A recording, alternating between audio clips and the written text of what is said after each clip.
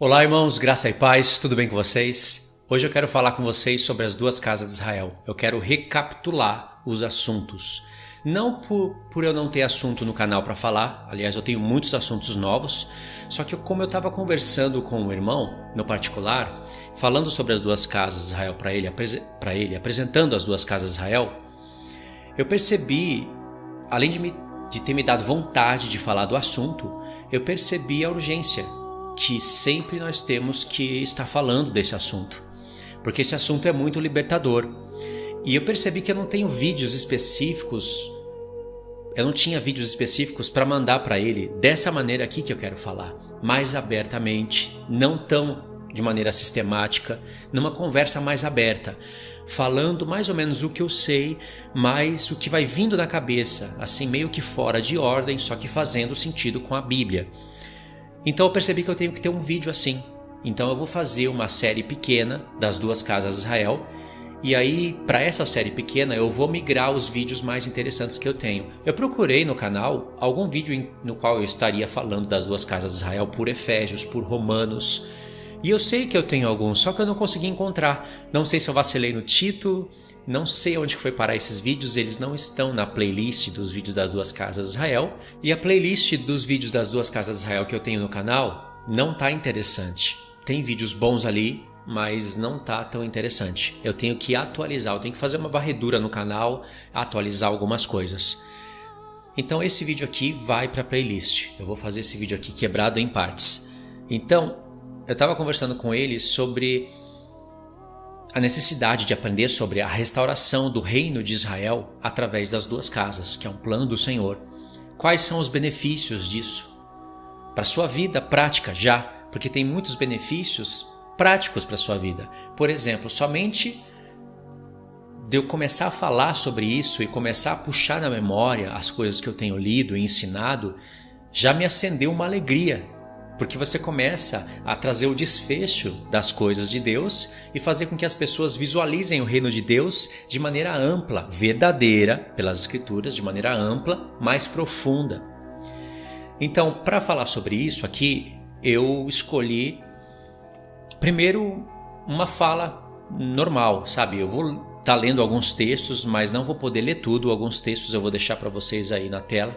Vou firmar também no comentário fixo, na descrição, para vocês lerem. Eu não vou fazer aquela busca dos textos a partir de Abraão, Isaac, Jacó, porque é preciso. Eu só vou contar a história para vocês. Em alguns momentos, quando achar necessário, eu vou ler os textos. Então, eu achei importante fazer um vídeo assim, falar mais abertamente, ensinar os irmãos a como visualizarem o reino de Cristo. Porque as duas casas de Israel já te dá benefícios para a sua vida no momento em que você está estudando, porque a alegria surge, você começa a ter vontade de ler, e você vai ler, e você começa a ler, a entender, então o seu entendimento vai aumentando, você vai alimentando o homem interior, o homem espiritual vai ficando forte e o homem carnal vai ficando mais fraco. Esses já são os benefícios imediatos. É como você ir para uma academia e fazer ali uma série de exercício com alta intensidade, de maneira correta, no tempo correto, e você, quando sair ali da primeira série, você já sai com benefícios no corpo, você já sai motivado, alegre, sai cansado, mas esse cansaço passa rapidamente e você no outro dia tem mais disposição por dormir melhor e você querer voltar lá e aperfeiçoar. E cada vez que você vai indo, você vai aperfeiçoando, você vai pegando mais peso, você vai aprendendo o nome dos exercícios, você vai aprendendo a dar estímulos diferentes para o músculo, aí você vê que tem a necessidade de mudar a alimentação, aí você vê que tem necessidade de buscar alguns entendimentos sobre o assunto, de ingerir mais proteína, de parar de comer algumas coisas que te prejudicam. Aí só de você melhorar o sono, a sua mente melhora e você começa a ficar alto astral só por cuidar do corpo. Ao cuidar do corpo, você cuida da mente. E ali na primeira semana você já tem benefícios. Você não tem resultado no corpo, mas você tem benefícios na vida. Porque melhora a sua mente. Exercício no corpo da maneira certa, com alta intensidade, no tempo certo, melhora a mente. E aí, com o passar do tempo, você já vai começando a ver as subdivisões dos músculos no corpo. E isso é bom. É agradável a Deus, se você não usar para sensualidade, é agradável a Deus. Você melhora o corpo, melhora a mente, melhora a saúde. Foi Deus que criou a nossa mente assim. Foi Deus que criou o nosso corpo dessa maneira. E isso não te rouba muito tempo. Você pode fazer, vai te ajudar nos estudos, você vai estudar melhor, tudo vai melhorar só por você fazer exercício físico. Então a relação de uma coisa para outra, as duas casas de Israel é a mesma coisa. Você vai ter benefícios logo no primeiro estudo, na primeira semana, no primeiro mês, e vai se aperfeiçoando. E quando você vai ver, quando passa 1, 2 anos, é semelhante você estar olhando no espelho e estar olhando ali as subdivisões dos músculos, né? O peitoral, o ombro. Você está de bem consigo mesmo. Não é para sair mostrando para os outros. Se bem que vai aparecer, mas nesse caso não é pecado, não é sensualidade. É algo que faz bem para você, faz bem para sua autoestima, tanto para o homem como para a mulher. Só toma cuidado nessa parte de não sensualizar com isso, não é? Mas todo mundo quer ter um corpo legal, uma mente boa, e o exercício corporal te ajuda. A mesma coisa é com as duas casas de Israel.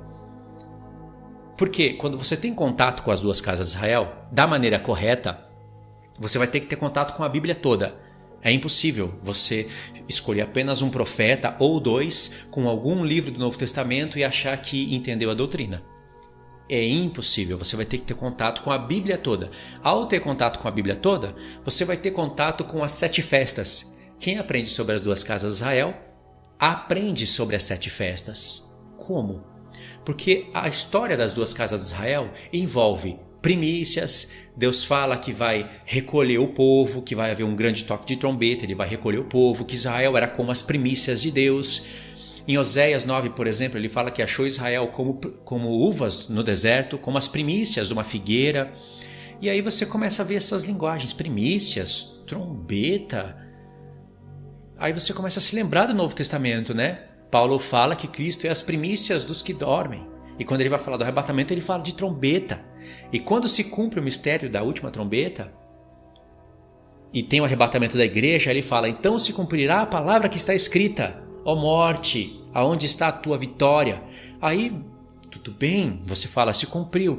Se você for buscar essa palavra que está escrita, você vai ver que lá em 1 Coríntios 15, quando ele fala de primícias e de trombetas, o povo é arrebatado, judeus e gentios, e ele fala que se cumpre uma palavra que está escrita. Cadê a vitória da morte, já que os santos ressuscitaram? Mas Cristo foi o primeiro, dos que dormiam nele. Esse é o assunto de 1 Coríntios 15. Aí você vai buscar a palavra que está escrita, está lá em Oséias 13. Eu não vou ler, mas vou deixar aí para você na tela. Oséias 13. Não lembro muito bem o verso, mas vai estar escrito que Deus vai resgatar Efraim do Sheol. Aí, quando ele resgatar, Deus pergunta, cadê, morte, a sua vitória? O que Efraim tem a ver com esse assunto? E a palavra Efraim, vocês que já conhecem, né, a história, vocês já sabem para onde ela vai nos levar. Esse vídeo aqui eu quero recapitular para iniciante. É um vídeo que vai instigar as pessoas a estudarem a doutrina das duas casas. Eu sei que o objetivo do vídeo é esse. Muitas pessoas não vão estar entendendo muita coisa, mas elas vão estar ouvindo coisas novas. Isso vai prender a atenção delas e elas vão querer ver até o fim do vídeo para ver qual é o desfecho do assunto. Ela não vai entender muita coisa, mas ela vai falar, tá interessante o negócio, tá conexo. E se ela pegar realmente as referências que eu estou citando para ler, ela vai ver conexão. E quando ela estudar, na primeira semana, ela vai ter todos aqueles benefícios como se tivesse ido para uma academia, por exemplo. Melhorado o sono, mudado a alimentação, bebendo mais água, todos esses benefícios vão recair sobre a sua vida. Irmãos, isso é maravilhoso, porque só de você conseguir entender as palavras dos profetas, tudo muda. Vou dar mais um exemplo. Pega o livro de Oséias e dá para um pastor, ainda que ele seja um pastor bem conhecido das Escrituras, porém não conhece as duas casas, dá para ele ler o livro de Oséias, ainda que ele tenha 30 anos de pastorado. Dá para ele ler e pede para ele te explicar o livro. Agora pega o livro de Oséias e dá para uma pessoa que não é pastor, que se converteu há 5 anos e que está estudando as duas casas de Israel há 2 anos. E fala para essa pessoa, me explica o livro de Oséias. Essa pessoa que não é pastor, que só tem 5 anos de convertido, que estudou 2 anos as 2 casas de Israel, vai te explicar com muito mais revelação o livro de Oséias e qualquer outro livro da Bíblia do que o tal pastor, do exemplo que eu estou falando. O tal pastor é qualquer um, entendeu? Qualquer um. Então, você tem contato com as 2 casas de Israel, tem contato com as 7 festas, são 2 portas abertas que muda a leitura da Bíblia. É um outro, parece que é uma outra Bíblia que você está lendo, apesar de ser a mesma. Então, é necessário você conhecer isso. Por quê? Todo cristão tem que saber visualizar o reino de Cristo, a promessa do reino milenar. Se você não souber visualizar a promessa que Deus te fez, como que você acha que você vai ser rei e sacerdote nesse reino? Você sabe, de vez em quando eu vou ter que falar da seita calvinista, da seita adventista e da linha pré-tribulacionista. De vez em quando, não é todo momento que eu vou falar disso porque pouco me importa essas seitas e esses lixos. Só que de vez em quando eu tenho que falar para comparar como os adventistas do 7º dia, essa seita, visualiza o reino de Cristo. Olha que coisa horrorosa. Jesus vem, mata todo mundo que não aceitou a Cristo. Todo mundo que aceitou vai ser glorificado, a igreja vai para o céu e a terra se torna um abismo, uma prisão para o diabo, é toda destruída. Fim. Não sei se todos acreditam assim, mas todos os que eu conheci acreditam assim. Fim. Como os calvinistas do 7º dia, que não sei se é pior do que a seita adventista, em alguns pontos é sim, como eles visualizam o reino de Cristo, a promessa do reino? Bom, a maioria é a milenista, então já não crê num reino literal como os adventistas acreditam. Eles acreditam então que o reino é agora, Jesus está reinando agora. No reino de Cristo tem besta, tem 7ª cabeça, tem gente morrendo. Só o tempo, no início desse vídeo até aqui que eu comecei a falar, sei lá, centenas de pessoas já morreram no mundo.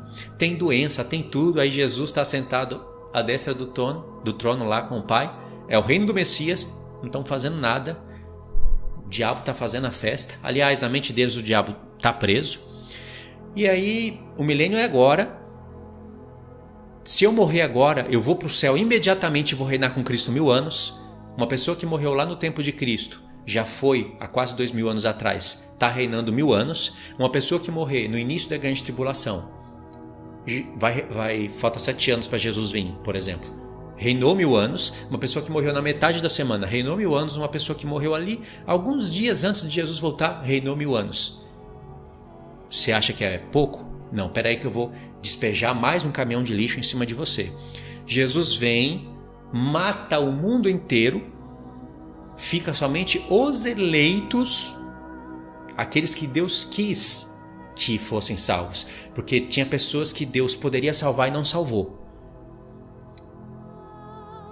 Precisa falar mais alguma coisa? Esses que Deus quis que fossem salvos não eram, mas Deus quis salvar porque Ele quis e ninguém conhece esse mistério. Outros poderiam ter sido salvos, mas não foram. Esses que Deus quis que fossem salvos não perderam a salvação, não porque não tinham oportunidade, é porque não tinham mesmo. Eu acredito sim que os eleitos foram eleitos antes da fundação do mundo, na presciência de Deus, e que não perderam a salvação, não porque nesse tempo aqui não tem a oportunidade de perder, mas porque Deus viu que eles lutaram até o fim e, tendo a oportunidade de perder a salvação, não perderam. Isso, sendo conhecido por Deus antes da fundação do mundo, já foi predestinados. Entendeu? Não violou o poder de escolha do homem, e não foi no caso de que Deus poderia salvar tal pessoa, mas não salvou porque Ele é um Deus maluco, entendeu? Ele estende a mão para o homem para salvar, e aí o homem estende a mão para aceitar a salvação, mas Deus recolhe a mão de volta. Fala, eu não quis te salvar. E depois ele chama a pessoa ainda de rebelde contraditório. De onde eu estou tirando isso? De Romanos 10. Quando Paulo fala, todos os dias eu estendi as minhas mãos para um povo rebelde e contraditório. Se Deus estendeu as mãos é para salvar. E a queixa de Deus é que eles não aceitaram a salvação.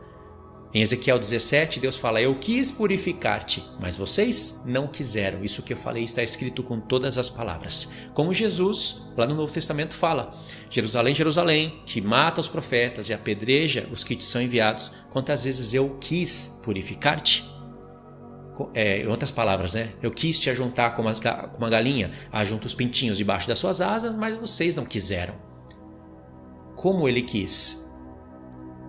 Pelo trabalho dos profetas. Mata os profetas e apedreja os que te são enviados. Nesse contexto todo, Deus fala que todos os dias estendeu a mão para um povo rebelde e contraditório. Se Deus estendeu a mão, mas não quis salvar o povo, e o povo não poderia ser salvo porque Deus não quis salvar, mas ele estendeu a mão para salvar, o rebelde, contraditório e doentio é Deus. Mas nós sabemos que Deus não é assim, então os rebeldes e contraditórios e doentios, pessoas que merecem estar num hospício, são os calvinistas. E os líderes desses, os que mereciam estar nas prisões mais severas, Augusto Nicodemos, Hernandes Dias Lopes, Paulo Júnior, John Piper, esses são os que precisariam estar nas prisões mesmo. Essas pessoas são perturbadas na cabeça e perturbam o reino de Cristo. Vão receber punições por isso. Então, essa é a maneira que eles ensinam a justiça de Cristo. Que não tem justiça nenhuma nisso, né? Então, Jesus vem, matou todo mundo. Ou seja, não restaram nações, os profetas estão enganados. E aí levou todo mundo para o céu, para todo mundo reinar, feliz para sempre. Os eleitos, fora, né, que depois tem um julgamento no grande trono branco. Aí os justos, aspas, né, não sei que justiça é essa, mas essas pessoas ficaram contentes de serem salvas e verem outras pessoas que poderiam ser salvas, mas não foi, porque Deus não quis. Então elas nascem na primeira vida, recebem a primeira morte, ressuscitam depois de 1000 anos, que no caso para eles não tem 1000 anos literais. E depois essas pessoas que não aceitaram a Jesus porque Deus não quis que aceitassem, vão ser julgadas pelas suas obras e vão ser condenadas ao lago de fogo, segunda morte. Ou seja, uma praga se você nasceu sem sorte, né? Você nasce a primeira vez, morre porque não poderia ser salvo e vai ser julgado por obras que você não poderia ter feito. Deus te deixou para você fazer tudo que não presta. Até te escolheu assim para você pregar o evangelho, mas depois que você pregou, ele te usou e ele te joga no lixo. Segundo Hebreus 6 é essa porcaria que nós temos que concluir. E aí depois tem o julgamento, os santos vão julgar o mundo. Então os calvinistas agora vão julgar aqueles que nunca puderam ser salvos porque Deus não quis e ainda vão ser condenados ao lago de fogo. Imagine se isso fosse assim. É assim que esse povo maldito, porque isso é maldição, falar que isso daí é bênção, você precisa realmente, de um hospício, se você falar que isso é bênção. Esse povo maldito faz o povo de Deus visualizar o reino de Cristo assim. É disso que você tem que se libertar, de tudo isso. E as duas casas de Israel te ajudam a se libertar de toda essa porcariada. Ainda que você fale, eu não conheço o adventismo, por que está falando disso? Você não conhece, você não pode pensar só em você. Milhares de pessoas conhecem, praticam e ensinam esse lixo. Eu não conheço o adventismo do sétimo dia, por que falar nisso? Mesma coisa. Você. Eu não estou pensando só em você, eu estou pensando em todos. Entendeu? Então, a doutrina das duas casas junto com as 7 festas, ambos assuntos que ambos os grupos rejeitam, você precisa conhecer para vocês não serem iguais a esse povo. Porque muitos deles não vão nem sequer entrar no reino de Cristo. Eu não posso continuar sobre esse assunto do juízo do trono branco. Já tem assuntos no canal. Vou deixar para vocês o link na descrição. Já falei sobre o grande trono branco junto com outros irmãos, visualizando o reino de Cristo, como será a verdadeira justiça de Deus e o verdadeiro julgamento. E isso daí é maravilhoso você compreender. Então não tem como eu continuar aqui. Assista os vídeos que eu vou deixar para você na descrição. Se eu esquecer, me lembra nos comentários fixos que eu vou lá e coloco. Entendeu, irmãos? Então, no que consiste a doutrina das duas casas de Israel? É Deus restaurando o seu povo. Quem é o seu povo? São judeus e gentios que formam um só corpo em Cristo. Esse é o plano espiritual que foi planejado por Deus em cima de um plano literal. Se você não conhecer a história de Israel de maneira literal, você não vai conhecer a história de Israel de maneira espiritual. Então, quando você vai ler profetas, por exemplo, como Oséias, você vai ver Deus falando muito de Judá e Efraim. E como isso está bloqueado para a maioria das pessoas, elas não se perguntam por que Judá e Efraim? Por que essas duas tribos em destaque? Não é só o profeta Oséias que destacam essas duas tribos. Profeta Jeremias, profeta Ezequiel, destaca também esses nomes.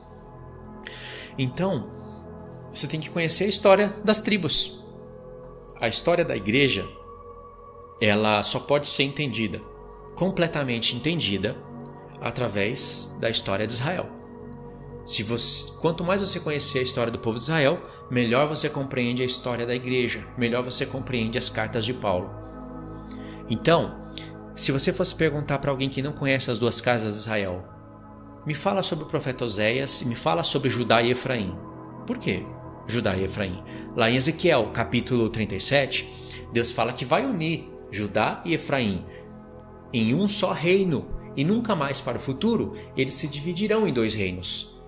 O profeta já está chamando Judá e Efraim de dois reinos. Por quê? Como que isso aconteceu? E o que isso tem a ver com as escrituras? Tem tudo a ver. Então você pede para uma pessoa te explicar, ela não sabe. Então vamos começar com Judá. Judá, ele é, primeiramente, um filho de Jacó. Depois passa a ser uma tribo. Segundo passo, né? Vou pôr na tela para vocês verem melhor. Judá, primeiro um filho de Israel. Depois passa a ser uma tribo. E em terceiro lugar, passa a ser um reino. História bíblica. Quarto lugar, Judá volta a fazer parte de um reino de 12 tribos. Esse quarto ponto é o desfecho de Judá. Efraim é um pouco mais amplo. Efraim, em primeiro lugar, ele é primeiramente um filho de José. Depois, ele passa a ser filho de Jacó. Segundo ponto, filho de Jacó. Terceiro ponto, ele passa a ser uma meia tribo. Ainda que sendo chamados filhos de José, biblicamente foi passado para filho de Jacó, tá? Então, terceiro lugar passa a ser uma meia tribo. Quarto lugar passa a ser uma tribo enorme. Quinto lugar, Efraim passa a ser um reino. Efraim passa a representar 10 tribos. Sexto lugar, Efraim passa a representar 10 tribos, mas ainda dentro de Israel, sem misturar com os povos. Sexto lugar, Efraim passa a se misturar com os povos e deixa de ser povo. Sétimo lugar, Efraim agora passa a representar um reino de gentios que creem em Jesus. Ou seja, é a volta das 10 tribos, trazendo nela a casa de Israel, os gentios, através da casa de Israel, para unificar com a casa de Judá, formando o Israel espiritual de Deus. Paulo fala que existe o Israel segundo a carne. Se existe o Israel segundo a carne, existe o Israel segundo o Espírito. Muitos pré-tribulacionistas dizem que não existe isso, porque é favorável para a linha deles. Mas existe sim. Se existe Israel segundo a carne, não existe Israel segundo o Espírito? Por que não? Já que existe uma circuncisão na carne e outra no Espírito. Existe um tabernáculo terrestre e o tabernáculo de Deus, que somos nós. Existe um sumo sacerdote terrestre e existe um sumo sacerdote celeste. O que mais nós poderíamos falar? Existem sacrifícios literais e existem sacrifícios espirituais. Ou seja, existe um Israel de Deus espiritual sim, e que é chamado de 12 tribos. Em Tiago 1:1, em Atos 26, em Efésios 2, em Romanos 9. Então, em mais textos que eu não estou lembrando agora, Paulo trata desse assunto. Então, a parte de Efraim tem esses 7 pontos. Não é difícil você entender os primeiros. Por quê? Efraim, filho de José, não tem mistério nisso, leu e entendeu. Efraim, filho de Jacó. Aí você precisa estar um pouquinho mais ligado. Mas está lá em Gênesis 48, Deus fala para José: Efraim vai ser meu filho agora. Esses 2 filhos, Manassés e Efraim, que você gerou, serão meus. Por isso que Manassés e Efraim entram nas tribos de Israel.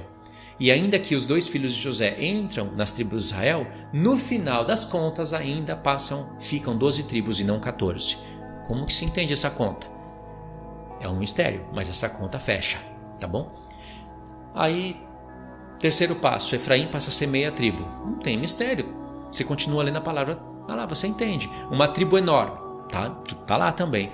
Agora, Efraim um reino Aí você precisa conhecer a divisão do reino, que Deus quis dividir as suas 12 tribos, por causa do pecado de Salomão, em 2 casas, sobre 2 tribos. Ele colocou um judeu, e sobre 10 tribos ele colocou um efraimita. Então o Efraim passa a representar 10 tribos. E tem vários trocadilhos que Deus usa dentro do profeta Oséias. E como, por exemplo, em Ezequiel 37, que quando ele está falando de Efraim, ele está se referindo às 10 tribos.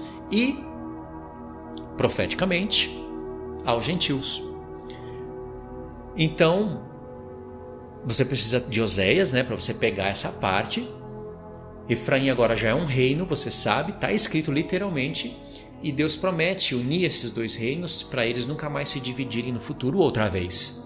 E Efraim, então, representa a casa de Israel, que são as 10 tribos. O termo casa de Israel também é profundo, tem que estudar sobre isso para você compreender. E aí quando você chega nesse ponto, já é difícil de compreender, né? A casa de Israel como 10 tribos, ali no ministério dos profetas, sem ser rejeitada. Oséias profetiza a rejeição das 10 tribos. Isaías também profetiza, mas Oséias profetiza com muito mais amplitude a rejeição e a volta, o retorno deles. E quando eles retornam, não retornam tribos literais, retornam os gentios para Deus. A salvação não sendo mais por intermédio de carne, não mais por intermédio de sangue, mas pela fé em Jesus. Retornando eles vão se unir com a casa de Judá para formarem a esposa do Cordeiro. E tudo isso já foi feito, realizado por Jesus na cruz. Já foi tudo concluído na cruz, porque através da cruz ele também ressuscitou. E ressuscitou também a sua igreja. Só que essas coisas ainda não aconteceram. A mensagem tem que chegar na mente do povo para eles entenderem que eles fazem parte dessa promessa, para eles andarem de conformidade com essa promessa, para que aqueles que entenderem e andarem de conformidade com essa promessa recaia sobre eles. Aqueles que não entenderem, aí pode ser que eles percam essa promessa. E isso vai acontecer sim no tempo do fim. Muitas pessoas não vão entender isso e não vão andar de conformidade com essa promessa. Aí a resolução desse povo é outra. Também o assunto daqui partiria para outro ponto, né, que eu não posso ir agora. Envolveria conhecer a mensagem do deserto, conhecer o julgamento do grande trono branco, ver se essa pessoa iria pôr a marca da besta ou iria para o deserto. Então é um assunto que está relacionado com as 2 casas de Israel, mas não tem como tratar dele agora. Entendeu? Então essa mensagem tem que chegar na mente de ambos os povos para eles compreenderem o mistério de Deus e anunciarem. E a anunciação da restauração das 2 casas, essas boas novas, já começou com Paulo. E ele entendeu isso por Oséias capítulo 6. Perfeito, né? Eu sei que talvez, se você for iniciante no canal, você não está entendendo. Mas se você me acompanha, você já entendeu, já ligou os pontos, já ligou Oséias 6 com Efésios 2, rapidamente, né? Na questão de segundos.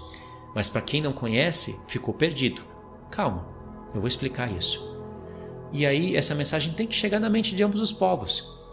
A reconciliação de ambos os povos, literalmente formando um novo homem, como Paulo fala em Colossenses e em Efésios, um novo homem em Cristo, ambos os povos, judeus e gentios, um novo homem, isso só acontece na ressurreição, literalmente, quando nossos corpos estiverem transformados. Antes disso, não. Mas, como isso tem que chegar na mente de judeus e de gentios, para eles entenderem perfeitamente, e judeus e gentios que entenderem isso, o coração deles já se ligam um ao outro. Se um judeu entende isso e um gentio entende isso, o coração de ambos já se ligam em um novo homem. Eles sabem que em Cristo, no Messias, não há mais divisão. Mas ainda assim há. Mas em Cristo não. Eu vou explicar isso para vocês um pouquinho mais para frente.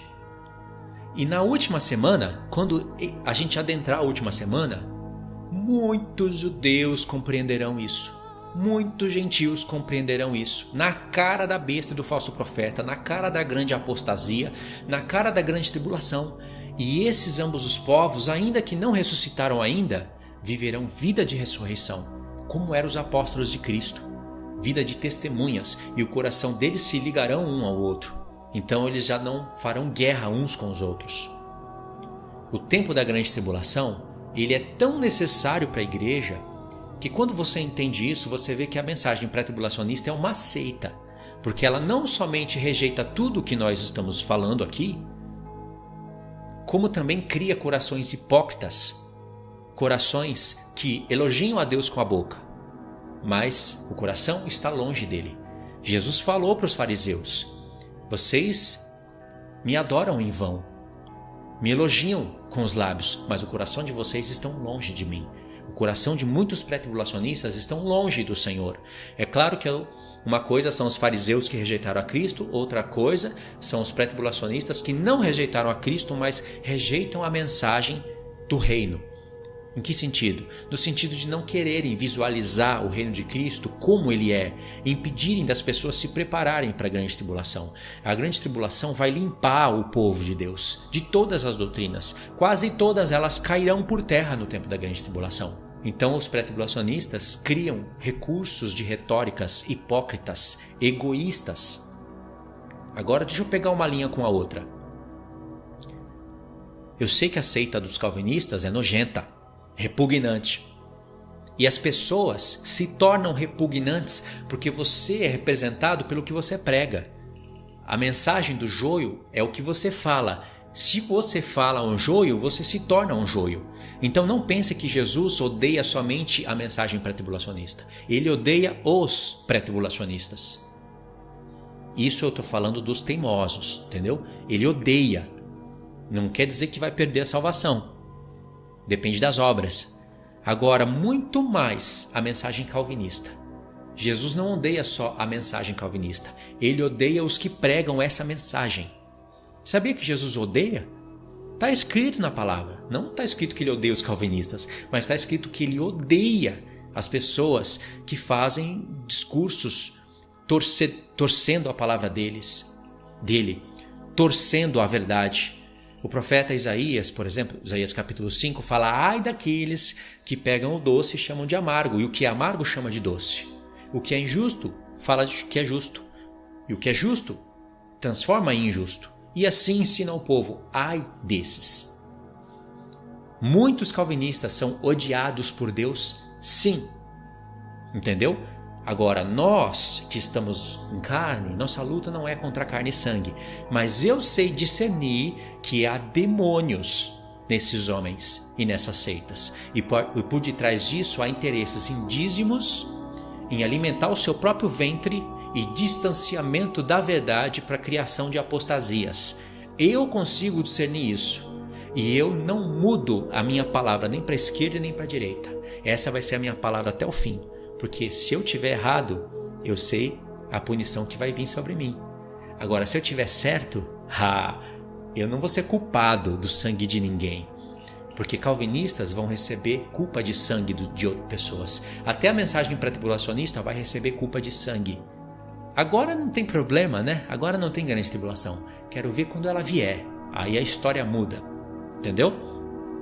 Por isso que você precisa conhecer o que eu estou falando, para você se libertar dessas prisões. São prisões, são seitas. Se você se libertar, bem-aventurado você vai ser. Se você teimar até o fim, você vai receber a punição por isso. Isso está arriscado a te tirar do reino de Cristo. Tem pessoas que nem conseguem compreender isso que eu estou falando. Como assim perder o reino de Cristo e não perder a salvação? Que nova doutrina é essa? Isso não é nova doutrina. Isso está escrito na palavra. Só que como não é o assunto desse vídeo aqui, eu não posso fundamentar pelos textos escritos. Mas está escrito. Você pode perder o reino de Cristo, mas não perder a salvação. Você pode perder tanto o reino, como também perder a salvação no grande trono branco. É isso que vai acontecer com muitos calvinistas. Eles vão receber 3 bordoadas na cara, muitos deles. As 3 que eles pregam vão recair sobre eles, porque Deus é justo e Deus faz assim. Eles pregam que obras não salvam. Nem a da fé. Obras da lei a gente sabe que não salva depois de Cristo, porque antes de Cristo o assunto é outro.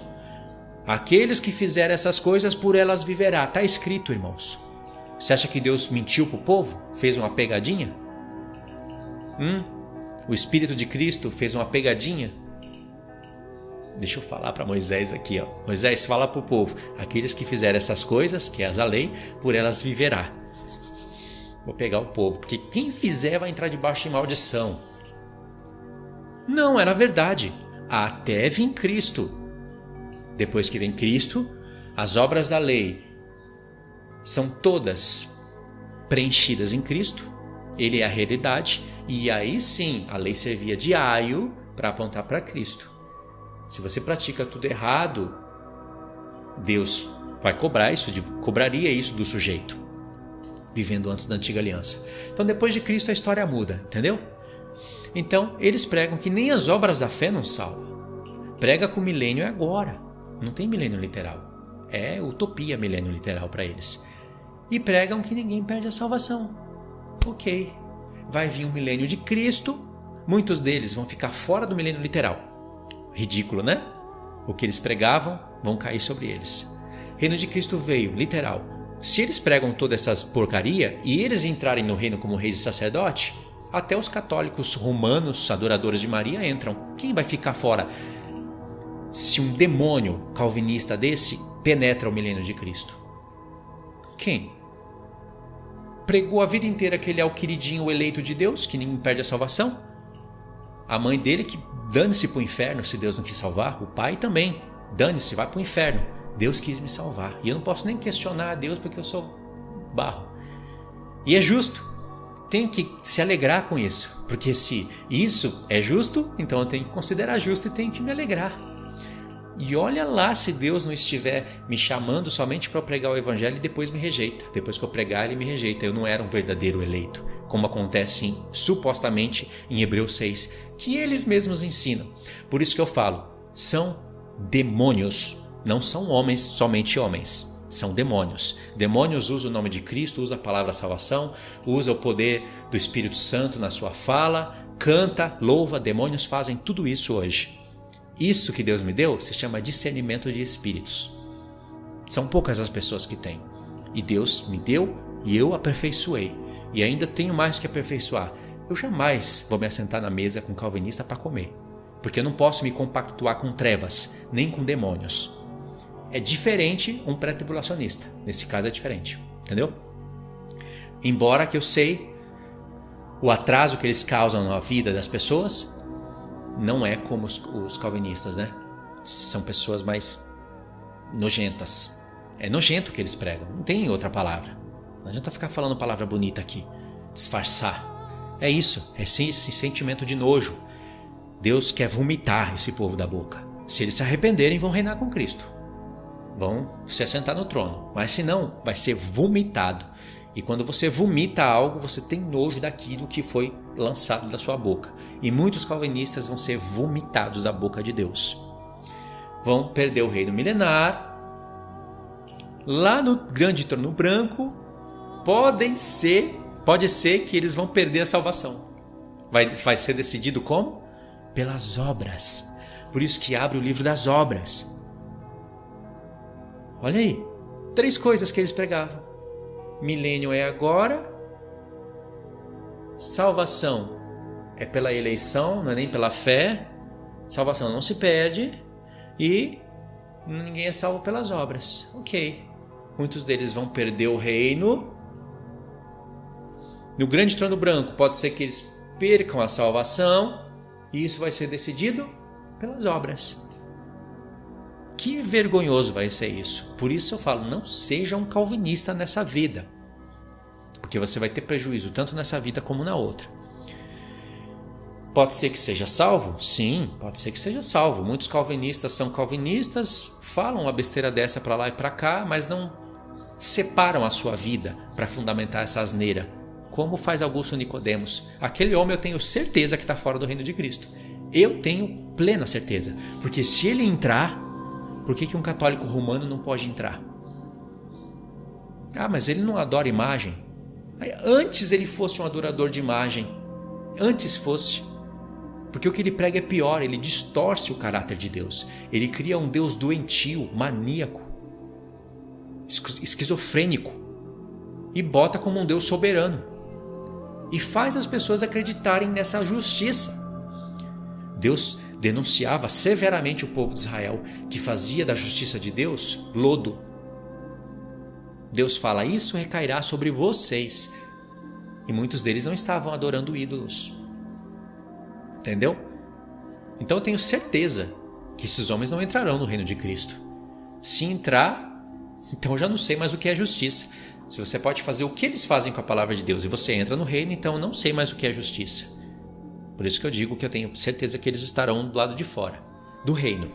Agora, o que eles fazem em oculto, o que passa na cabeça deles, realmente é justo. Lá no íntimo, se a mente deles não forem cauterizadas. Lá no íntimo, será que é justo? Mas não é injusto isso? Como que pode Deus podendo salvar uma pessoa e não salva? E depois vai condenar ela por algo que ela não pôde fazer? E se fosse eu? Entendeu? Isso Deus vê na mente da pessoa, fora as obras ocultas que muitos praticam. Imagine um jovem calvinista, como é atormentado por essa mensagem, né? Está no mundo da pornografia, não sabe se é eleito ou não. Imagine, pode se tornar até um suicida. Então lá no trono branco vai ser decidido se essa pessoa vai ser absolvida ou não. Mas lá no trono branco já vai ser uma vergonha, porque ela já perdeu o reino de Cristo, perdeu o título de rei e sacerdote. Mas como Deus é muito misericordioso, se essa pessoa praticou obras boas dignas de salvação, ela ainda pode ser absolvida lá no grande trono branco. Isso que eu estou falando para vocês é bíblico. E como que Deus me deu conhecimento de todas essas coisas? Conhecendo e prosseguindo em conhecer a Deus. Não somente conhecendo, prosseguindo em conhecer. Você conhece a Deus, mas se você não prosseguir em conhecer, está arriscado a você cair nessas seitas. Ou está arriscado você ter posições menores no reino. Eu sei que tem pessoas que não se importam com isso, mas Deus se importa. Tem pessoas que se importam em apenas serem salvas. Estão assistindo o vídeo aqui do celular e elas não querem saber se é pré, se é pós, se é pré-milenista, se é pós-milenista, se calvinismo é isso, se adventismo é aquilo. Elas não querem saber de nada, elas não querem nem pôr à prova o que estão ouvindo nas igrejas, se elas congregam. Elas só dizem isso. Uma coisa muito recorrente no canal. Eu só sei que quando Jesus vier, eu quero estar com Ele. Eu só sei que o meu Senhor, não sei o quê. Aí elas ainda acham ruim quando você quer tratar dos assuntos do reino de Deus e da casa de Deus. Não importa nada para elas. Irmãos, é uma coisa difícil de entender, mas eu entendo. São pessoas que estão dormindo num sono profundo. E pior, sem azeite. Quando acordarem, não vai ter azeite. Se entrar pessoas na casa, se entrarem familiares na casa de tais pessoas e começarem a mudar as leis lá dentro, darem ordem para os seus filhos, fazerem coisas que não fazem parte da rotina, essa pessoa vai contra na hora. Ela vai falar: aqui é minha casa, aqui são as minhas leis, nos meus filhos mando eu. Ou seja, a casa dela ela se importa, mas a casa de Deus, tanto faz se é pré, se é pós, se é calvinista, se é milenista, se é adventismo, se é calvinismo, o que importa é eu e o Senhor. Ela formou uma bolha e ela só olha para ela através dessa bolha. Está dormindo num sono profundo e sem azeite. Muitas pessoas vão dormir. Não sei se eu vou dormir, eu não me considero dormindo. Mas se for para dormir, durma com azeite, porque aí tem salvação para você. E o dormir com azeite é aproveitar o tempo de paz que você tem agora, para você aprender as coisas de Deus. Pelo menos quando tocar as trombetas, você vai acordar. E você vai acordar com lembranças do que você estudou, com o tempo gasto de oração no reino de Cristo, e Deus vai levar isso em conta. Entendeu? Então o tempo da grande tribulação é necessário para todos. E ali a pré-tribulacionista acha que isso é injusto. Ela acha justo a igreja ser arrebatada antes dos 7 anos, ficar numa posição ali em cima de todos, alto monte, assistir ali de camarote aos seus familiares sendo trucidados. Porque os que vão morrer na grande tribulação, muitos deles são esposa do Cordeiro. Vão ficar sem bodas, vão sofrer a ira de Deus e eles vão estar se alegrando. Eu duvido, você sendo homem, fazer uma festa de casamento na mesma semana em que na sua família está tendo velório. Eu duvido, você sendo homem, como Jesus, sendo Deus e sendo justo, vai fazer festa de casamento com muitas famílias, onde praticamente em quase todas as famílias das que foram arrebatadas vivas, os seus que ficaram, mas vão ser salvos, vão estar morrendo, sofrendo coisas que elas nem estavam dispostas. Pelo menos os que ficaram na grande tribulação estarão dispostos a entregar a sua vida pelo Senhor. Eles não estavam dispostos, era injusto para eles. Mas para os seus familiares que ficaram, porque, aspas, não estavam vivendo santidade, vai ser justo. Então, irmãos, isso que eu queria dizer há algum tempo atrás, quando eu falava de coração hipócrita, coração invejoso, entendeu? E eu disse também, vamos comparar uma linha com a outra. Não disse? Vamos comparar o pré-tribulacionismo com o calvinismo. Ainda que o calvinismo é nojento, pelo menos eles falam, não, nós somos os eleitos de Deus, mas também que se tiver que sofrer pelo Senhor, entregar a nossa vida pelo Senhor, vamos passar pela grande tribulação. É mais justo, entendeu? Ainda que eles tenham aqueles defeitos horrorosos, eles não são escapistas.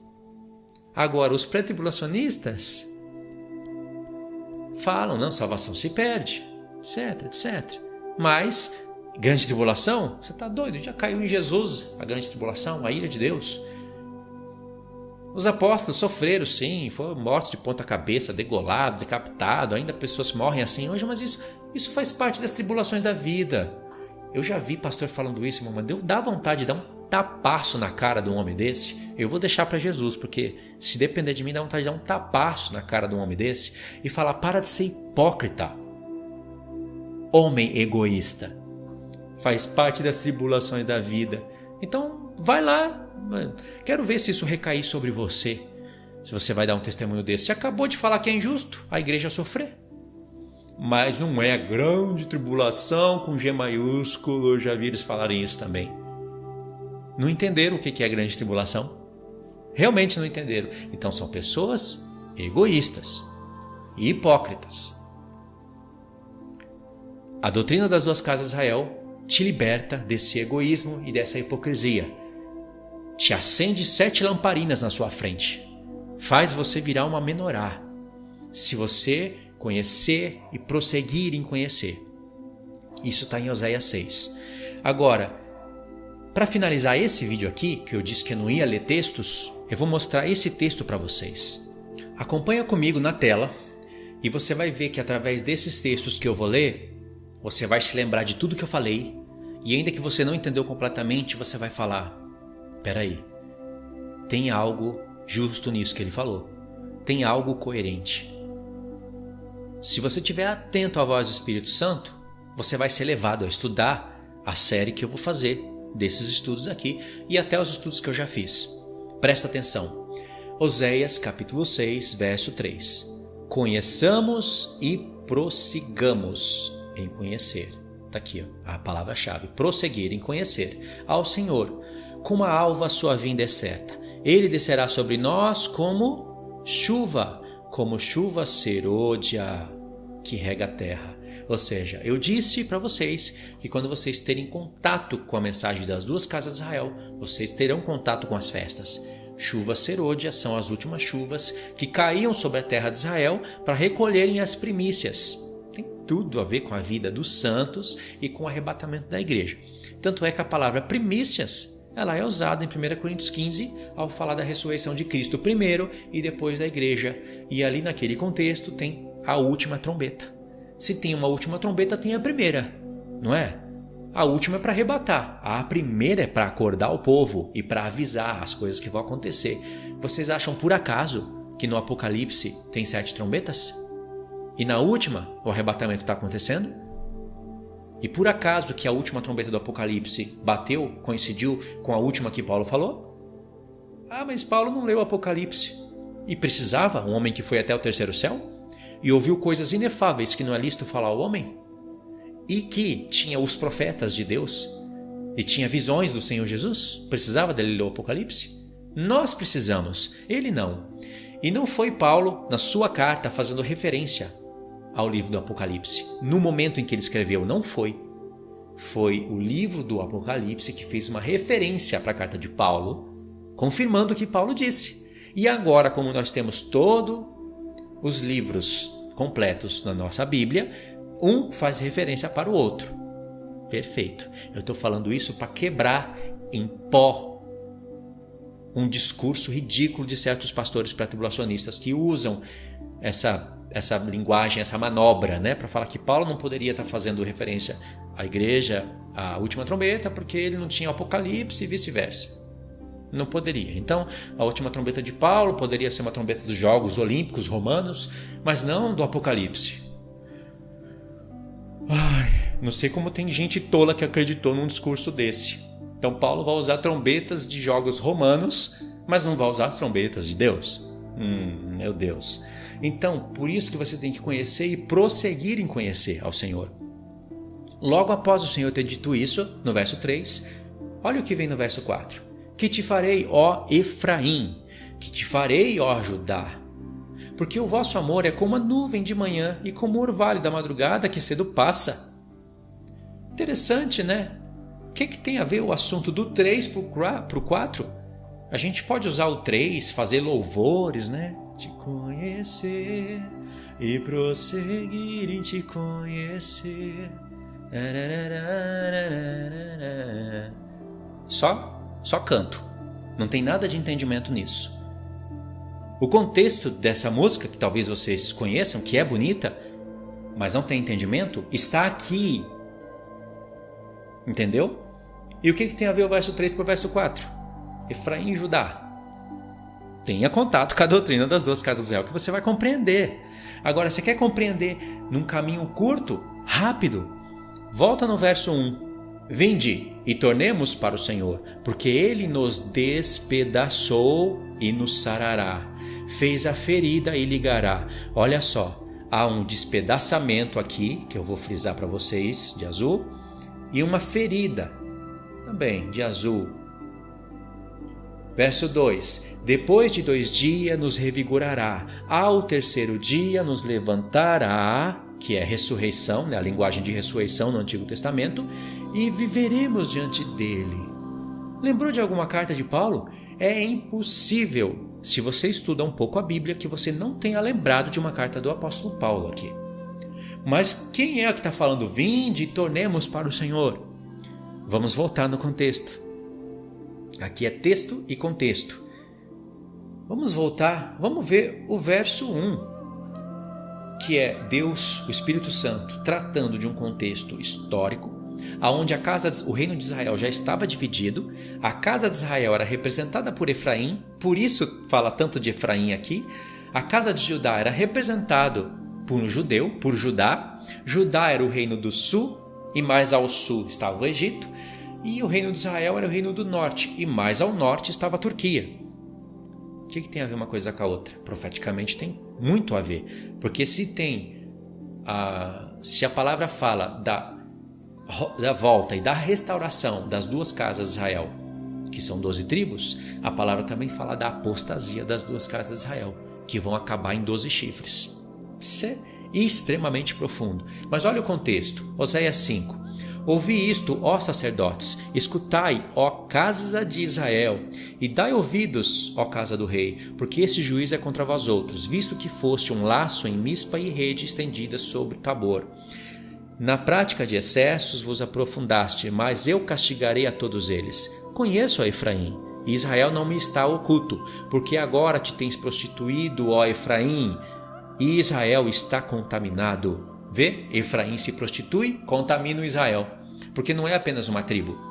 É a casa de Israel, que já aqui é um reino dividido, e Efraim já está representando 80% do reino, sei lá, mais ou menos 80% do reino. Entendeu? Porque Deus fala Efraim, se referindo a todo Israel, quase todo Israel.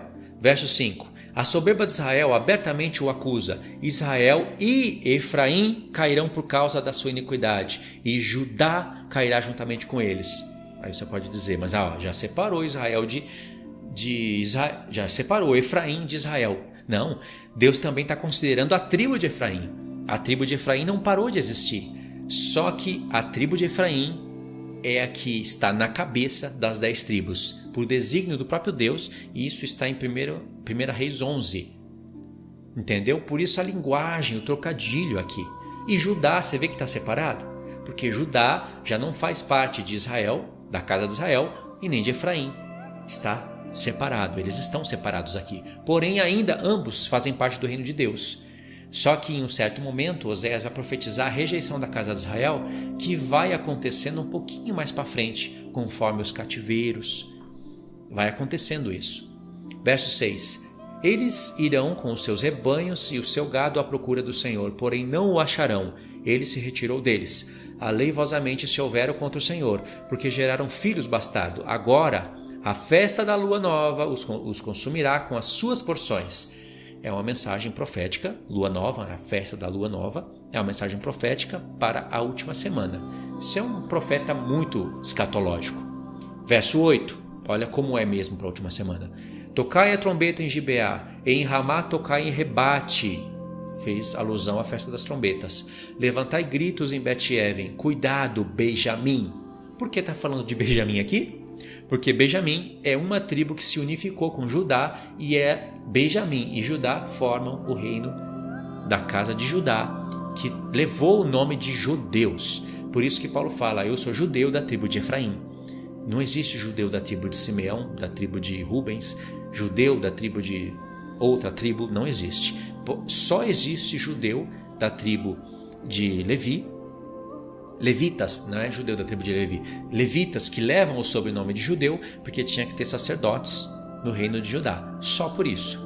Mas o reino foi dividido por Deus mesmo em Efraim, em Judá e Benjamim unidos e as 10 tribos representadas por Efraim. Aqui no verso 9 já começa um contexto mais significativo para a gente. Eu expliquei os versos anteriores para quando vocês forem ler vocês não ficarem perdidos. Eu expliquei como funcionam as coisas aqui. Para quem conhece já a mensagem da restauração, de como foi as promessas para Abraão, Isaque e Jacó, as 12 tribos, como elas se dividiram e como Deus prometeu unir, entendeu o que eu falei. Quem não conhece ainda está perdido, né, no assunto. Mas a partir daqui começa a ter conexão mais forte, mesmo para quem não conhece. Verso 9. Efraim tornar-se-á em assolação no dia do castigo. Entre as tribos de Israel, tornei conhecido o que se cumprirá. Você pode entender aqui, sem a revelação, que Deus está castigando Efraim, e aí ele fala, entre as tribos de Israel, eu já avisei o que ia acontecer. Tipo, o castigo é só para Efraim. Não é, o contexto todo fala de Israel pecando. Entre as tribos, aqui Efraim representa as 10. Eu tornei conhecido o que vai acontecer. É isso que Deus está falando. E se cumprirá. Como está no verso 9 aqui no finalzinho. Ó. Tornei conhecido o que se cumprirá. Vamos ver o que vai se cumprir. Não é só o castigo. Também a bênção vai se cumprir. Verso 10. Os príncipes de Judá são como os que mudam os marcos. Derramei, pois, o meu furor sobre eles como água. Efraim está oprimido e quebrantado pelo castigo, porque foi do seu agrado andar após vaidade. Portanto, para Efraim serei como a traça, e para a casa de Judá como a podridão. Pode ver que fez uma distinção entre Efraim, que representa a casa de Israel, e a casa de Judá, que representa a casa de Judá. Às vezes, Deus vai usar o termo casa de Judá, casa de Israel. Às vezes, Judá e Israel. Às vezes, Efraim e Judá. E aqui, Efraim e casa de Judá. Tudo para falar do Israel de Deus. No contexto histórico, e aí ele sempre vai profetizar a bênção futura. Verso 13.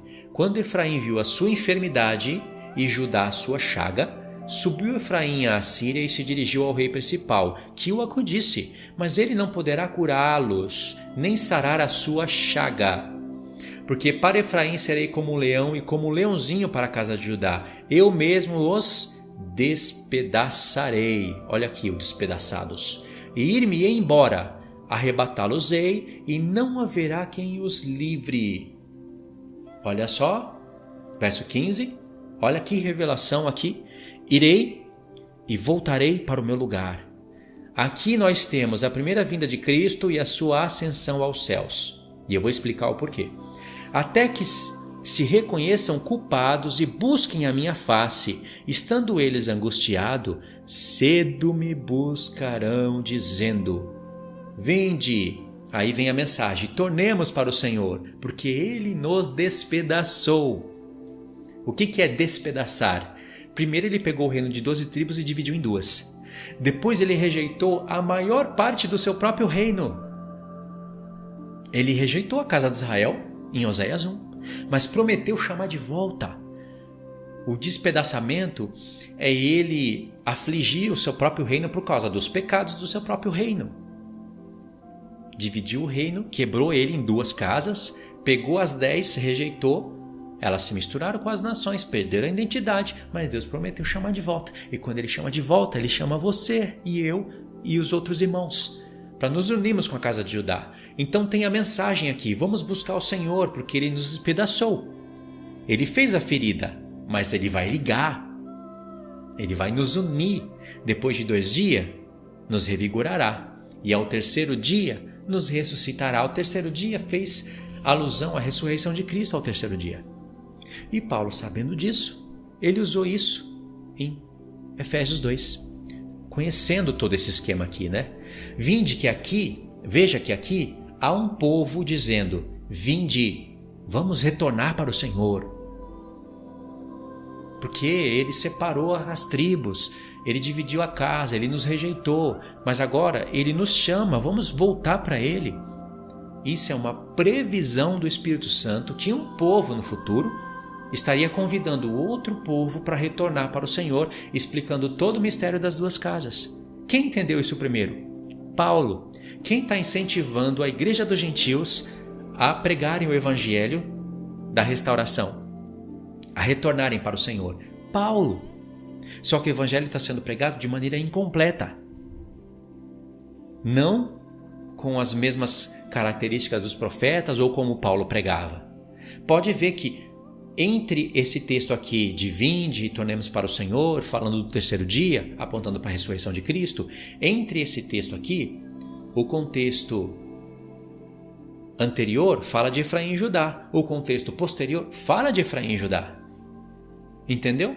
E aqui diz, no verso 3, conheçamos e prossigamos em conhecer ao Senhor, porque como a alva a sua vinda é certa, ele descerá sobre nós como chuva serôdia que rega a terra. O povo está entendendo que eles têm que retornar para o Senhor, que eles têm que se unirem como 12 tribos novamente, e que eles ainda entenderam, compreenderam que eles são plantação de Deus.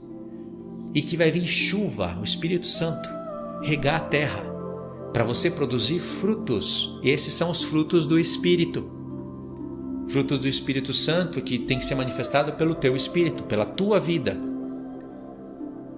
Como Paulo fala em Colossenses 3, se vocês ressuscitaram com Cristo, pensai nas coisas que são do alto, onde Cristo está assentado. Ele já apontou para o alto, onde Cristo está assentado, se referindo ao sumo sacerdote, que é a sexta festa, a festa das primícias. Já faz parte da coleção das festas, não é? Está tudo sendo previsto aqui. Significa que o povo, o Espírito Santo estava prevendo que o povo entendeu o que estava escrito em Oséias capítulo 1, por exemplo. Oséias capítulo 1, você vai ver que Deus vai rejeitar a casa de Israel, a de Judá não. Eu vou pular o contexto aqui porque o vídeo realmente ficou grande. E quando chega no verso 9, diz assim, verso 10. Todavia, o número dos filhos de Israel será como a areia do mar, que não se pode medir nem contar. E acontecerá que no lugar onde se lhes dizia, vós não sois meu povo, se lhes dirá, vós sois filhos do Deus vivo. Isso está aparecendo em Romanos 9 e Paulo está aplicando isso para os gentios. Não acredita? Vai lá e confere. Os filhos de Judá e os filhos de Israel se congregarão e constituirão sobre si uma só cabeça. Esse é Cristo. E subirão da terra, porque grande é o dia de Jezreel, que é Deus semeia. Eles vão subir da terra como plantação, porque Deus vai semear Cristo. E através de Cristo vai ser semeado a igreja. Lembra que Jesus falou em João 12? Em verdade vos digo que se o grão de trigo ficar ele só e não cair na terra, ele não produz fruto. Mas se cair na terra, ele morre e produz muitos frutos. É Cristo e o seu corpo. Por isso que aqui, o seu corpo é Judá e Efraim, tendo um único cabeça. Então esse povo, Deus estava ensinando para o seu povo que Judá e os filhos de Israel, eles são plantação para Deus e vão ser recolhidos da terra como primícias. No capítulo 6, esse povo já entendeu a história toda da divisão do reino, da restauração das promessas e ainda entenderam que eles são representados em plantação, em colheita e que o Senhor vai descer como chuva e que vai recolher as suas primícias. Ressurreição. Paulo falou disso em Efésios 2. Pode ver que lá em Efésios 2 ele está falando que nós ressuscitamos juntamente com Cristo, é o terceiro dia. Ele fala de judeus e de gentios que vão tornar ambos um só povo. Irmãos, está tudo aqui. Eu não vou ler Efésios 2 para não ficar grande, mas leia lá Efésios 2. Não é uma mensagem desconexa que apareceu ali na mente de Paulo, sendo revelada pela primeira vez pelo Espírito Santo. Ambos os povos ali, que estavam separados e que Cristo uniu, ambos os povos são os mesmos que morreram com Cristo e que ressuscitaram. E Paulo está tirando isso daqui. E olha o que o Espírito Santo falou. Verso 15. Irei e voltarei para o meu lugar. Jesus vem, morre, ressuscita e volta para o seu lugar. Aí ele derrama o Espírito Santo, Pentecoste. A mensagem começa a ser pregada pelos judeus para os judeus e depois ela expande para os gentios para se cumprir o que está escrito aqui. E aí até que nós vamos nos reconhecer como culpados, cedo nós vamos buscar o Senhor dizendo, vamos buscar Ele. Se bem que agora, no tempo que nós estamos hoje, já é um pouco tarde. Mas a mensagem do arrependimento está aqui. Entendeu? E quanto mais você se aprofundar, mais você conhecer, melhor. Por isso que o Senhor fala no verso 3. Conheçamos e prossigamos em conhecer ao Senhor. Porque senão, se você não andar de conformidade com essa palavra, em Oséias 4, verso 6, diz o seguinte: o meu povo está sendo destruído porque lhe falta o conhecimento. Porque tu, sacerdote, rejeitaste o conhecimento, também eu te rejeitarei, para que não seja sacerdote diante de mim. Você acha que isso é uma mensagem só para o tempo daquela época? Muitos hoje foram chamados para ser sacerdotes, mas eles rejeitam o conhecimento de Deus.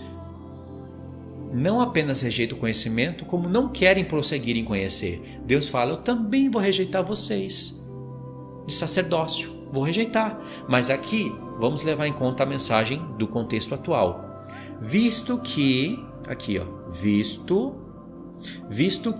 esqueceste da lei do teu Deus, também eu me esquecerei de teus filhos. Consequentemente, aqui é porque os que rejeitam, os sacerdotes que rejeitam a lei de Deus, não ensinam assim para os seus filhos, e os filhos praticam as obras dos pais, e aí Deus vai se esquecer dos filhos queridos também.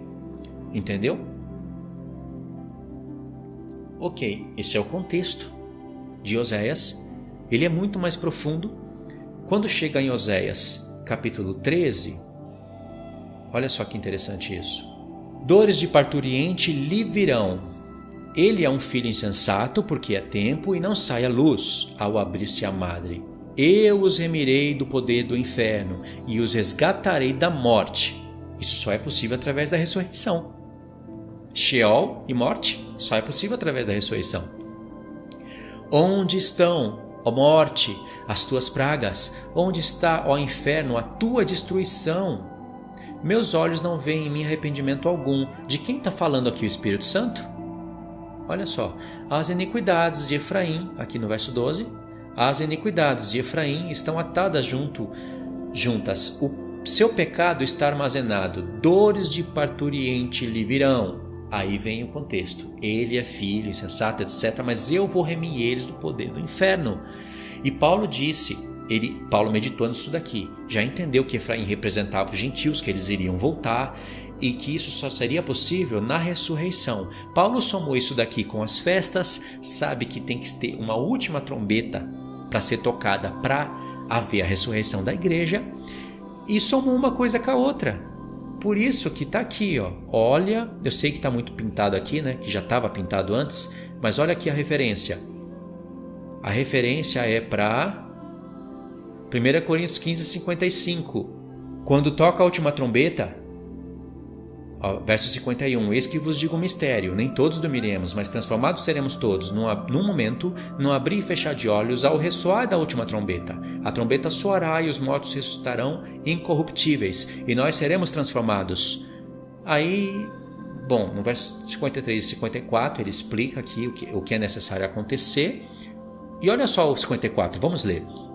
E quando este corpo corruptível se revestir de incorruptibilidade, e o que é mortal se revestir de imortalidade, então se cumprirá a palavra que está escrita: tragada foi a morte pela vitória.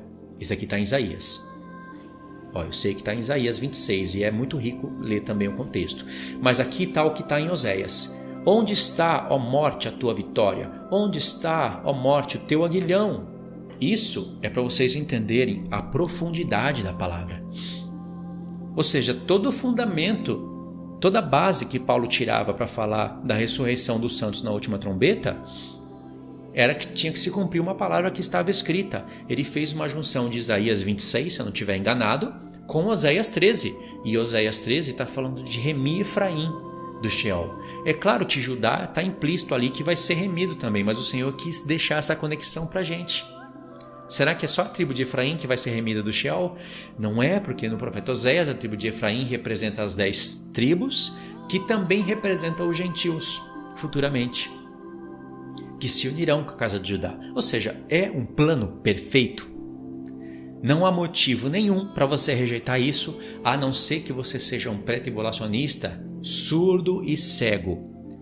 E tem pré-tribulacionistas que são surdos e cegos, e quem dera fosse mudos, porque aí não enganaria o povo de Deus. Mas como Deus tem propósito para que a mensagem pré-tribulacionista também seja proclamada, porque aí Deus prova os corações, então eles não podem ser mudos, só surdos e cegos. Isso eu falo para aqueles que são pastores, que se acham mestres, que rejeitam o que foi apresentado para eles, só para continuarem fazendo o povo acreditar em mentiras, vendendo os seus livros, ganhando seu dinheiro, comendo e bebendo, mas tudo vai ser cobrado deles. Cada um vai ser cobrado conforme fizeram. Tem muitos pré-tribulacionistas que não ligam, não ensinam, fazem obras boas, vão entrar no reino de Cristo como reis e sacerdotes, porém não prosseguiram em conhecer o Senhor. Então vai ter ali também as suas... no tribunal de Cristo você vai receber o que é bom e o que é mal, não é? O que é mal? Perder a salvação? Não, no tribunal de Cristo não vai perder a salvação. Você vai receber o que é mal. É mal você rejeitar isso, muito mal. Em Oséias 14, eu vou mostrar aqui para vocês como o Espírito Santo finaliza o profeta. E aqui é para encerrar o vídeo, tá? Vamos ler. Volta, ó Israel, para o Senhor teu Deus, porque pelos teus pecados está caído. Tendes convosco palavras de arrependimento e convertei-vos ao Senhor. Dizei-lhe, perdoa a tua iniquidade, aceita o que é bom, e em vez de novilhos, os sacrifícios dos nossos lábios. É agora o que nós fazemos, sendo o templo de Deus, fazemos sacrifícios espirituais a Deus, e isso é o que nós temos que pedir para o Senhor. Nós temos que, como diz Oséias 6, convidar os povos para voltar para o Senhor, contando a história de Israel, contando as promessas de Deus corretamente para o povo, ensinando eles a se arrepender e a voltar para o Senhor, e agora ensinando para eles que nós somos casa espiritual, que nós fazemos sacrifícios espirituais agradáveis a Deus, como Pedro disse em 1 Pedro 2. E aqui é um dos textos que fundamenta o que Pedro disse. E aí, voltando para o contexto, diz: a Assíria não nos salvará, não iremos montados em cavalos e não mais diremos as obras das nossas mãos. Tu és o nosso Deus, por ti o órfão alcançará misericórdia. Quem que é o órfão no contexto? É Efraim. Foi rejeitado por Deus, irmãos, ficou órfão. Mas o órfão alcança misericórdia, volta a ter seu pai e sua mãe e sua família. Verso 4: curarei a sua infidelidade, eu de mim mesmo os amarei, porque na minha ira se apartou deles. Aqui, Efraim, a casa de Israel, está sendo chamada de amada. Mas em Oséias capítulo, não lembro agora qual, não sei se é o 4, Deus está falando, eu não os amarei. E aqui ele está falando, eu os amarei. E Paulo pegou esses 2 pontos lá em Romanos e fala: chamarei amada que não era amada, junto com outros 2 textos de Oséias, no qual, no profeta, Deus está se referindo à casa de Israel. Mas lá em Romanos 9, Paulo está se referindo aos gentios. Quem é que escapa disso? Quem é o pré-tribulacionista que vai desconectar uma coisa que o Espírito Santo conectou? Verso 5. Serei para Israel como orvalho, ele florescerá como lírio e lançará suas raízes como o cedro do Líbano. E estender-se-ão os seus ramos, o seu esplendor será como o da oliveira, a sua fragrância como do Líbano. Os que se assentam de novo à sua sombra voltarão, serão vivificados como cereal e florescerão como a videira. A sua fama será como a do vinho do Líbano. Ó Efraim, que tenho eu com os ídolos. Aqui, na verdade, é uma expressão mais exata. Está dizendo assim: Efraim dirá: o que tenho eu com os ídolos? É o povo gentil se arrependendo. Eu te ouvirei e cuidarei de ti. Sou como o cipreste verde, de mim procede o teu fruto. Quem é sábio, que entenda essas coisas, quem é prudente, que as saiba, porque os caminhos do Senhor são retos e os justos andarão neles, mas os transgressores neles cairão. Olha só o tanto de coisa que tem nesse contexto. Deus falando que Efraim vai voltar, que Efraim vai abandonar os ídolos, que Efraim vai ser como a oliveira, vai ser como a videira, vai produzir ramos. E diz, aí o Espírito Santo finaliza: quem é sábio, que entenda essas coisas. Quem é prudente, que as saiba. Já 2 espíritos dos 7 do Senhor, sabedoria e prudência. Irmãos, isso é tremendo, porque Deus está falando que se você conhece isso, você já tem sabedoria e é prudente. Porque isso que você tem, você vai repassar para os irmãos. Como eu disse em Oséias 6, o convite para retornar para o Senhor, explicando as promessas de Deus corretamente. E Oséias 14, concluindo a mensagem. Ou seja, tem sabedoria e tem prudência nisso que está falando. E aqui, Israel está sendo como a videira, está produzindo ramos. Lembra que Jesus falou em João 15? Eu sou a videira e vocês são os ramos. Não foi só para judeu que ele falou isso. Mas naquele contexto ele falou para os judeus. Mas não era só para os judeus. Era para todos. Entendeu, irmãos? Então, aqui está uma mensagem básica para você ter uma ideia do que eu estou falando. Tem contexto bíblico. Tem justiça. É libertador. Imagine então se você conhecer todo o processo. A promessa que Deus fez para Abraão, falou para Jacó, falou para Isaac, confirmou com Jacó, passou para as 12 tribos. Aí vem os filhos de Jacó para Deus trabalhar com as tribos, né? Deus trabalha ali com várias tribos. Levi ia acabar sendo sacerdotes da linhagem de Arão. Judá, a promessa do Messias. Efraim acaba sendo um reino da casa de Israel que representaria os gentios no futuro. E aí Deus vai trabalhando com as tribos. Dan é uma tribo que faz referência ao anticristo, ao reino do diabo. E por aí vai, o mistério das tribos, né? Também existe esse mistério com os apóstolos. E aí imagine você conhecendo tudo isso, vislumbrando. Você vai ler qualquer profeta que falar sobre esses assuntos e você vai entender.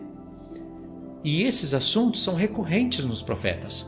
Você vai poder compreender ali 70% a 80% da linguagem dos profetas e compreender o que está na mente dos apóstolos. Então esse foi o primeiro vídeo dessa série de consciência para você compreender o reino de Deus e vislumbrar ele de uma maneira mais justa. Isso, como eu disse no início do vídeo, te traz benefícios já. E se você prossegue em conhecer, assim como você prossegue em fazer exercício físico, te traz benefícios a longo prazo.